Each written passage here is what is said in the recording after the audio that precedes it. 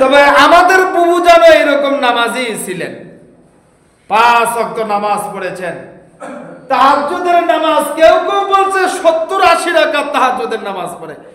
কি যে আল্লাহর ওলিদের ছায়ায় আমরা ছিলাম, মাশাআল্লাহ। কি করে আল্লাহর ওলিদের ছায়া ছিলাম না? তাহাজ্জুদের নামাজ পড়ে, কোরআন তেলাওয়াত করে, ফজরের নামাজের পরে কোরআন তেলাওয়াত না করে অন্য কোনো কাজ করে না। এরকম ঘোষণা আমরা, এরকম কত বক্তৃতা আমরা শুনেছি।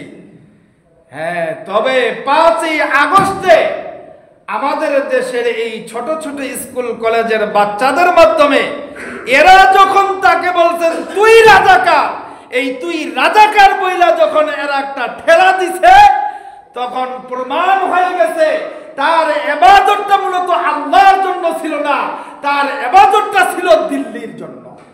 কি বলেন? তার এই ইবাদতের মহব্বত, ভালোবাসা এটা আল্লাহর জন্য না, এটা দিল্লির জন্য ছিল। অথচ আগের জামানার সরদার প্রধানমন্ত্রীরা কিরকম ছিল? তাদের কোনো নামাজ তো কাজাই হইতো না, সুন্নত নামাজও তাদের কাজা হতো না। এই জন্য আমার ভাইরা, আল্লাহ তাআলা কোরআনে কারীমের মধ্যে আসরের কসম করেছেন, সময়ের সরদারের কসম করেছেন,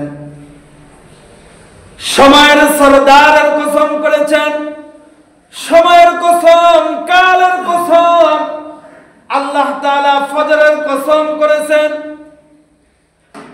আল্লাহ তাআলা কোরআনে কারীমের মধ্যে আকিমিস সালাতা লিদুলুকিশ শামসি ইলা গাসাকিল লাইলি ওয়া কুরআনাল ফাজর ইন্না কুরআনাল ফাজরি কানা মাশহুদা।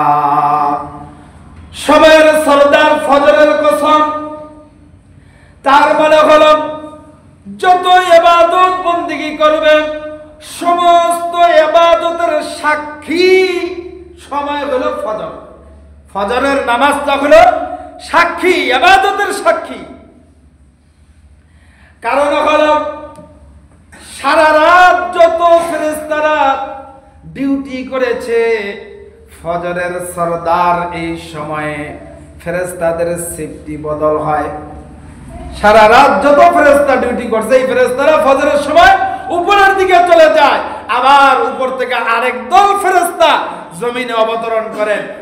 এরা উজির সরদার আসরের ওয়াক্ত পর্যন্ত এরা আবার থাকে, আবারও শিফটি বদল হয়। এইভাবে বদল হইতে থাকে। সরদার সময়ের কসম, ফজরের কসম করে আল্লাহ রাব্বুল আলামিন ইবাদতের সাক্ষীর সময়ের কসম করেছেন। বান্দা, তোমার যদি ফজর ঠিক হয়ে যায়, ফজরের সাক্ষী যদি ঠিক হয়ে যায়, ফেরেশতারা যদি তোমার পক্ষে সাক্ষ্য দিয়ে দেয় যে ফজরের সময় এ বান্দা নামাজের মধ্যে দাঁড়িয়েছিল। এই জন্য আমার ভাইরা, এই ফজরের ওয়াক্তে ইমামরা কেরাত একটু লম্বা করে, কেরাত একটু লম্বা করে, যাতে করে ফেরেশতারা সকলকেই হিসাব করে নিতে পারে যে এই বান্দা, এই বান্দা এরা ফজরের ওয়াক্তে নামাজে দাঁড়িয়েছিল।